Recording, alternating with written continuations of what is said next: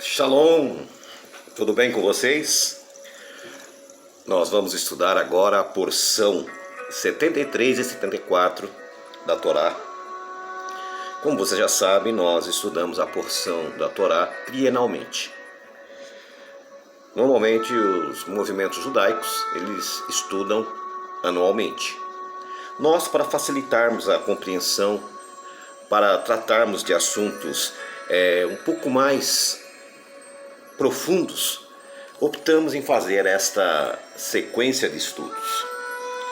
A nossa porção de hoje, ela vai de Êxodo capítulo 38, versículo 21, a Êxodo capítulo 40, versículo 36.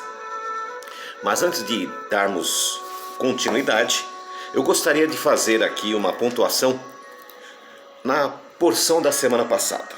Se encontra em Êxodo capítulo 38, versículo 8. Fez a bacia de bronze e a sua base com espelhos das mulheres que serviam à entrada da tenda do encontro. Quem eram essas mulheres? Qual era a sua função exata? Elas eram da classe sacerdotal? Nós vamos encontrar novamente mencionado essas mulheres em 1 Samuel, no capítulo 2, versículo 22, quando ali relata um fato muito triste. Ali relata que os filhos de Eli tinham relações sexuais com estas mulheres, por isso que eles foram mortos, porque eles estavam transgredindo a Torá. E nós vamos encontrar também na tradição cristã que Maria, mãe de Jesus, ou Miriam, se você preferir, mãe de Yeshua, pertencia à classe sacerdotal e trabalhava na cortina do templo quando era jovem em Jerusalém. O que nós queremos dizer? Muitos textos bíblicos, muitos ensinos bíblicos foram deixados de lado por causa do preconceito. A influência judaico-cristã fez com que nós ignorássemos muitos fatores. E um deles é o sacerdócio das mulheres. Nós vemos aqui na Torá que elas serviam à entrada da tenda do encontro. Foi uma determinação de Jeová. Todavia, hoje muitas mulheres têm ministérios, só que são rejeitadas, são condenadas, são perseguidas por pessoas por falta de conhecimento. Mas continuamos, para não ficar muito longa a porção de hoje. Deus estabelece uma relação de materiais a serem utilizados na tenda da congregação. Deus se preocupou com os mínimos detalhes. Todavia, hoje, muitos dizem que a lei foi abolida, que não temos que guardar mais lei nenhuma. É outra interpretação equivocada dos líderes religiosos. No versículo 22 diz assim: Bezalel, filho de Uri, neto de Ur, da tribo de Judá. Nós vemos aqui a preocupação da inspiração divina de falar quem era Bezalel. Deu o nome do pai, o nome do avô e da tribo que ele pertencia. E ele fez tudo conforme foi determinado. Na porção anterior, nós vemos que Deus inspirou ele, colocou nele o espírito de sabedoria. As vestes sacerdotais também eram estabelecidas por Deus. O próprio Deus fez o desenho de como deveria ser. Todos os detalhes, o peitoral com as 12 pedras, a condução do trabalho, como deveria ser feito, tudo foi feito pelo próprio Deus, inspirando Moisés, inspirando Bezalel e a casa de Arão para fazer certinho. E volto a falar, e hoje existem líderes religiosos que dizem que tudo isso não precisa mais. Vivemos num momento de liberal geral, não é? A condução do trabalho. Êxodo capítulo 34, versículo 32. Assim foi encerrada toda a obra do tabernáculo, a tenda do encontro. Os israelitas fizeram tudo conforme Jeová tinha ordenado a Moisés. Versículo 42. Os israelitas fizeram todo o trabalho conforme Jeová tinha ordenado a Moisés. Moisés inspecionou a obra e viu que tudo tinha sido feito conforme Jeová tinha ordenado. Então Moisés os abençoou. Notem, tudo feito perfeitamente. Moisés vai inspecionar, conferir, estava tudo em ordem. Agora vamos para o capítulo 40. O tabernáculo é armado. Disse o Senhor Jeová a Moisés: arme o tabernáculo, a tenda do encontro, no primeiro dia do primeiro mês. Coloque nela a arca da aliança e proteja-a com o véu. Traga a mesa e arrume sobre ela tudo o que lhe pertence. Depois traga o candelabro e coloque as suas lâmpadas. Ponha o altar de ouro para o incenso diante da arca da aliança e coloque a cortina à entrada do tabernáculo. Coloque o altar dos holocaustos em frente da entrada do tabernáculo da tenda do encontro. Unja com óleo da unção o tabernáculo e tudo que nele há. Consagre-o com ele tudo que lhe pertence, e ele será sagrado.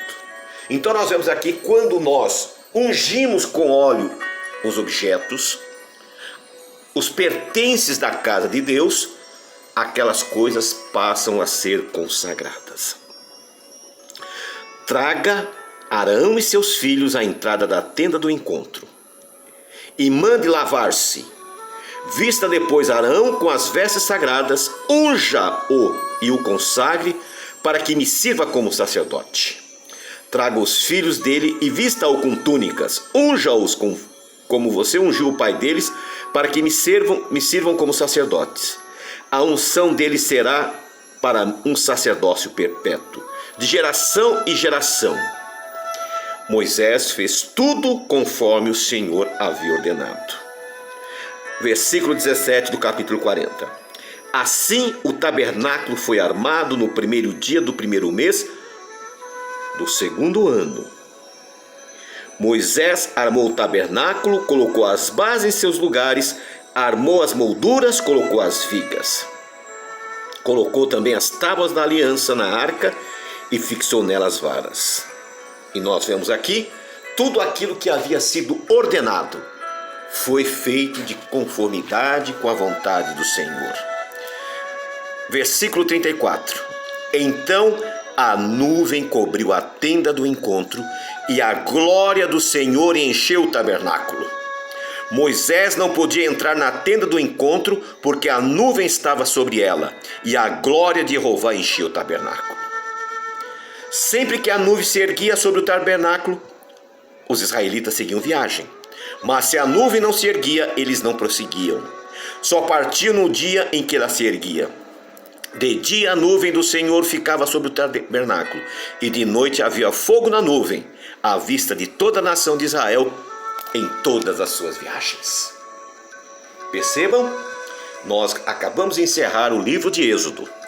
Percebam a santidade, a glória estabelecida no tabernáculo. E reflita, teria realmente Jeová dos exércitos permitido que tudo isso que ele fez, com tantos detalhes, com tantos cuidados, teria realmente sido abolida? Para finalizar, Mateus capítulo 5, versículo 17. Yeshua disse: não penseis vós que eu vim abolir a lei. Não vim para abolir, mas vim para cumprir. Enquanto o céu e a terra não passarem, nem um i, ou um j, ou um traço, ou um aleph, será tirado até que tudo se cumpra. Nós vemos também em Mateus, no capítulo 17, no versículo 22, aonde o Senhor Yeshua faz uma demonstração sobre isto. Ele diz assim: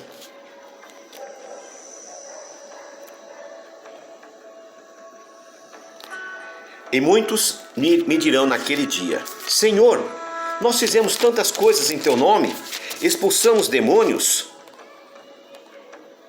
E eu vos direi na cara: afastai-vos de mim, vós que sois contra a lei de Deus. Paulo, em Romanos capítulo 3, versículo 31.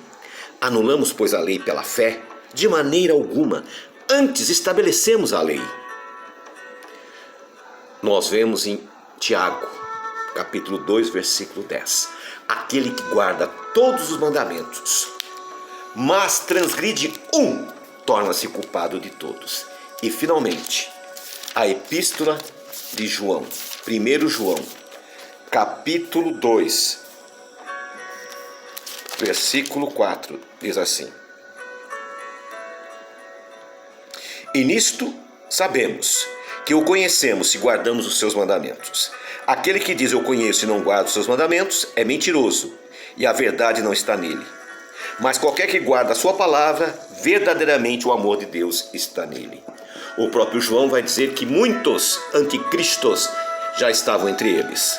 E quem são os anticristos? Aqueles líderes religiosos que pregam dizendo que a lei foi abolida.